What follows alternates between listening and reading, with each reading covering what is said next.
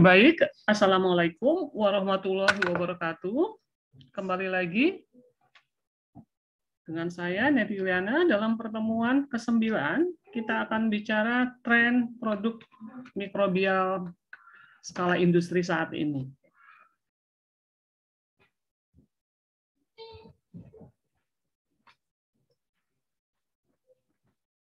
Nah, pada saat proses aplikasi mikroba atau proses mikrobial, pada dasarnya kan akan mengubah atau mentransformasi bahan baku, dalam hal ini adalah bahan-bahan hasil pertanian ataupun limbahnya, melalui proses transformasi oleh mikroba akan dihasilkan produk.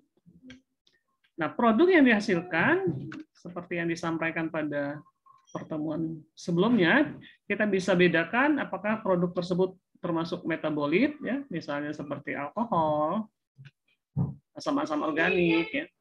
Kemudian bisa juga berupa enzim, ya, misalnya enzim amilase dari mikroba bacillus misalnya, ya. Bisa juga berupa biomasa sel atau mikroba itu sendiri, ya, misalnya pada produk ragi roti. Bisa juga biomasa substrat itu sendiri, ya, misalnya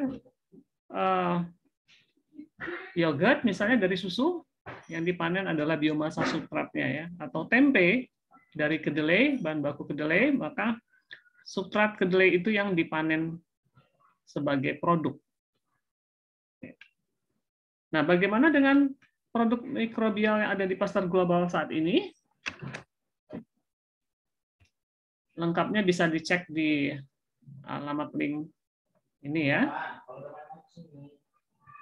Nah, pertama, ternyata yang paling banyak itu adalah yang kaitannya dengan pertanian, ya. Kemudian diikuti dengan yang berhubungan dengan kesehatan. Nah, untuk pangan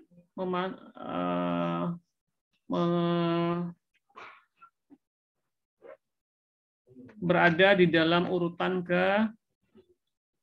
ketiga, ya. Kemudian berikutnya adalah yang terkait dengan energi, ya. Nah, untuk pertanian, aplikasi produk mikrobial itu terutama berhubungan dengan biopestisida, biofertilizer, ya, dan pakan ternak, ya. Oke, mungkin kita fokus ke yang kedua yang berkaitan dengan pangan, ya.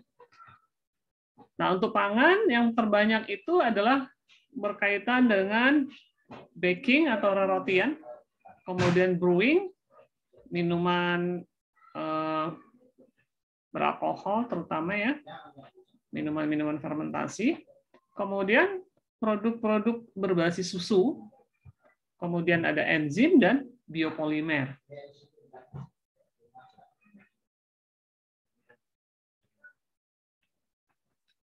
Oke, sementara yang berkaitan dengan kesehatan tadi adalah kaitannya dengan biofarmatika, ya, dengan terapik dan sebagainya.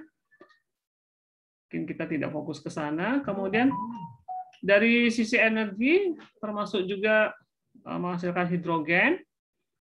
Kemudian adalah mikroba yang untuk meningkatkan recovery minyak, ya. Jadi minyak-minyak itu yang terperangkap di bebatuan dengan bantuan mikroba itu bisa meningkatkan recovery dari minyak yang terjebak, ya. Kemudian dari lingkungan yang banyak berkembang di era saat ini adalah peranan mikroba di dalam bioremediasi, ya, atau perbaikan lingkungan. Oke, baik. Nah, ini sejumlah pemain kunci atau produsen-produsen yang memproduksi produk mikrobial global, ya, yang bervariasi. Kita bisa lihat di sini, misalnya Novo, ya. Novo ini banyak bergerak di bidang enzim. Kemudian ini ada biofuel, berarti dari energi, ya.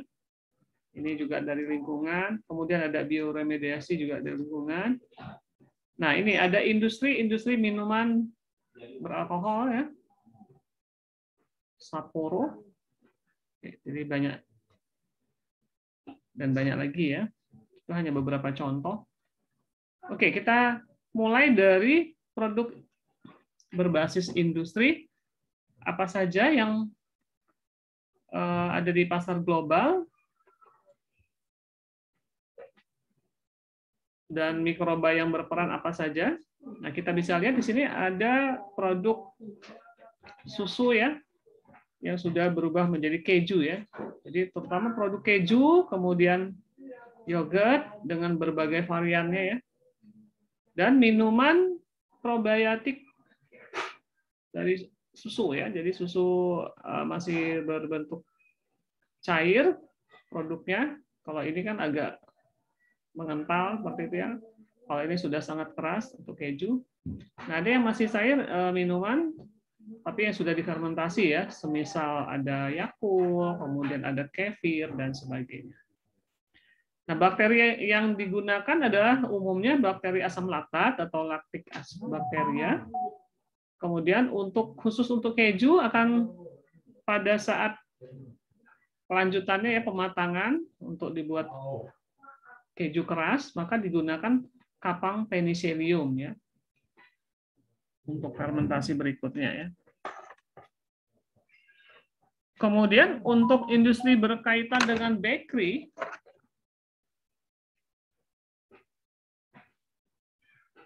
maka mikroba yang berperan adalah Saccharomyces dan bakteri asam laktat ya.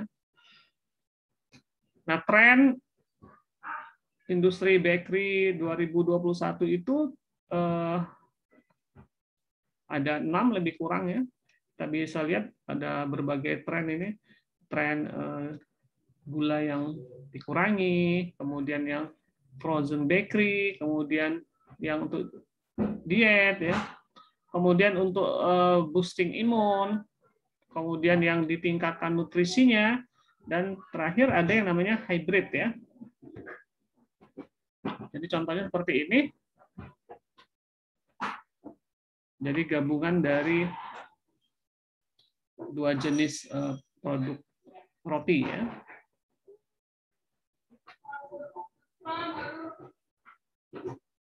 Nah, apalagi? Nah, semua tren itu tetap saja membutuhkan ragi roti ya. Sehingga ragi roti ini menjadi produk industrial global yang banyak digunakan ya. Sebagai produk biomasa probiosel ya. Nah, berbagai merek tersebar yang tujuannya adalah untuk sebagai agen yang mentransformasi nantinya ya untuk pada pembuatan roti ya. Jadi mengkonsumsi gula,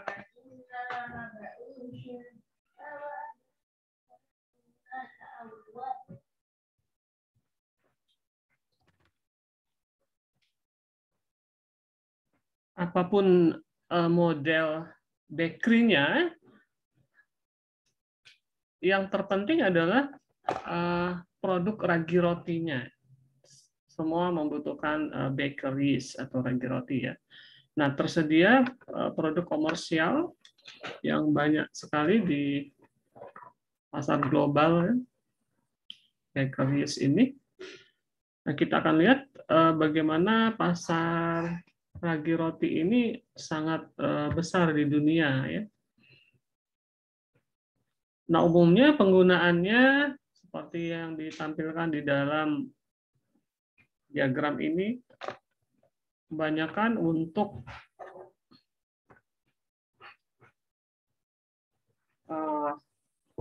jenis roti roll ya, yang fresh, kemudian pastry dan donat, kemudian juga termasuk juga untuk frozen pizza ya, dan lain-lainnya. Nah, bagaimana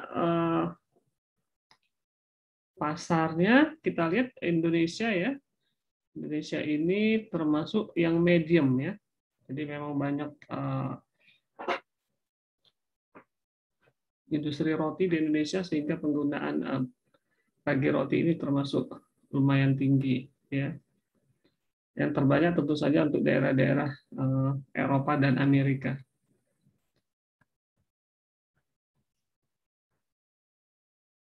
Nah, produk industri yang banyak lagi yang diproduksi secara mikrobial adalah minuman beralkohol ya.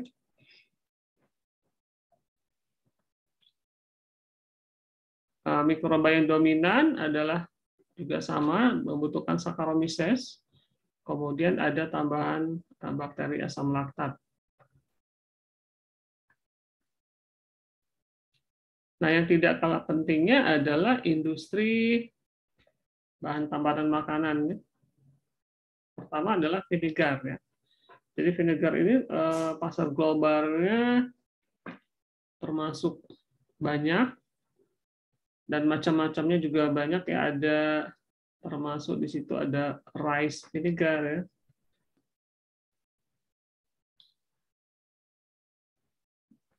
Dan ini adalah nama-nama industri yang mendistribusikannya. Nah, ternyata memang pasar vinegar ini secara global meningkat terus ya, diprediksi sampai dengan 2027 terjadi peningkatan ya, karena banyak penggunaannya. Nah, aditif yang lain yang tidak kalah pentingnya adalah MSG ya, atau monosodium glutamat, atau yang kita kenal dengan petsin. MSG diproduksi secara mikrobial menggunakan bakteri Micrococcus glutamicus. Jadi menghasilkan asam glutamat. Nah, berbagai merek tersedia di pasar global. Indonesia termasuk tinggi pasar MSG ya. Jadi MSG ini kebanyakan daerah Asia, termasuk Indonesia. Ya, jadi yang hijau ini termasuk tinggi. Itu 2018 ya. Nah, tinggi kenapa tinggi? Karena memang banyak digunakan terutama untuk jenis makanan sebagai penguat rasa atau flavor di jenis makanan seperti sup, kemudian makanan kaleng, ya. Jadi penghasil flavor umami. Nah, beberapa produk terkenal adalah yang diproduksi oleh Cargill, kemudian Ajinomoto dan COFCO ya, untuk level dunia. Yang berikutnya adalah bakteri, masih peranan dari bakteri asam laktat, yang tentunya menghasilkan asam laktat. Asam laktat bisa berfungsi sebagai pengawet, bisa juga sebagai ingredient untuk kosmetik ya, jadi banyak digunakan sebagai kosmetik, juga sebagai bahan baku kemasan plastik. Ya. Jadi pasar asam laktat juga tinggi. Nah, kemudian adalah yang berikutnya adalah mikroba yang menghasilkan suatu senyawa polimer sehingga ada biopolimer. Di antaranya yang terkenal adalah nata yang diproduksi oleh Acetobacter. Kemudian ada produk santan gam.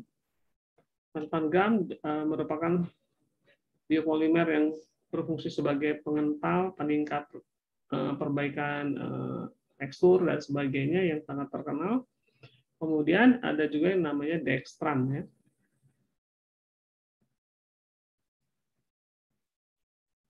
Nah, pasar santan gam ini tidak hanya untuk makanan, juga banyak digunakan di dalam produk-produk farmasi,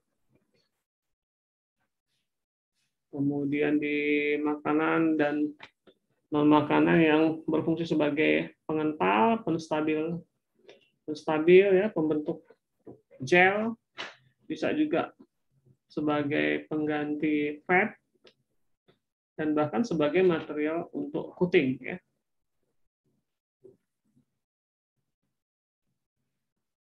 Nah, untuk produk mikrobial berhubungan dengan energi, masih sekali lagi Saccharomyces yang berperan.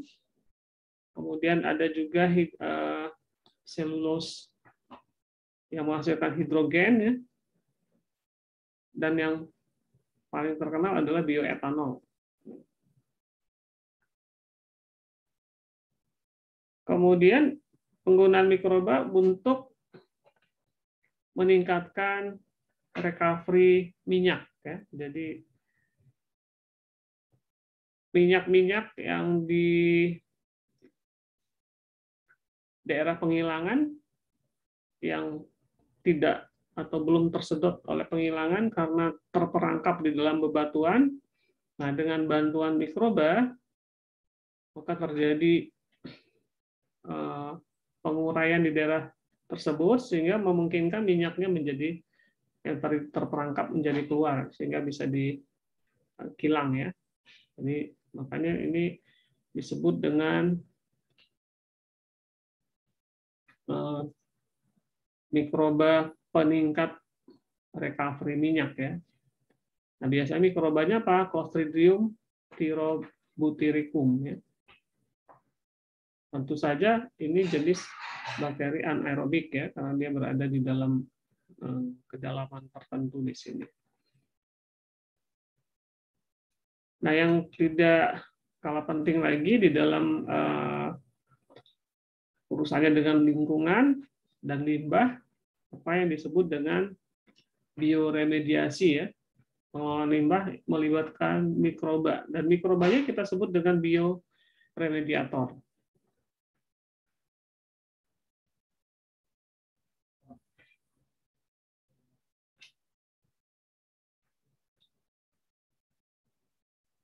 Mikroba apa saja yang bisa berfungsi sebagai bioremediator? Antara lain ada mikroalga.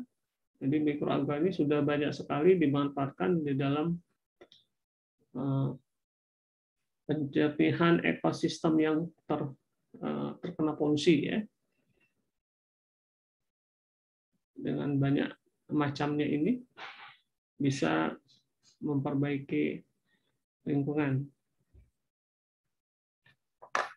Oke, demikian produk mikrobial di pasar global yang saat ini banyak diproduksi dan dikembangkan. Terima kasih, sampai ketemu lagi pada pertemuan berikutnya.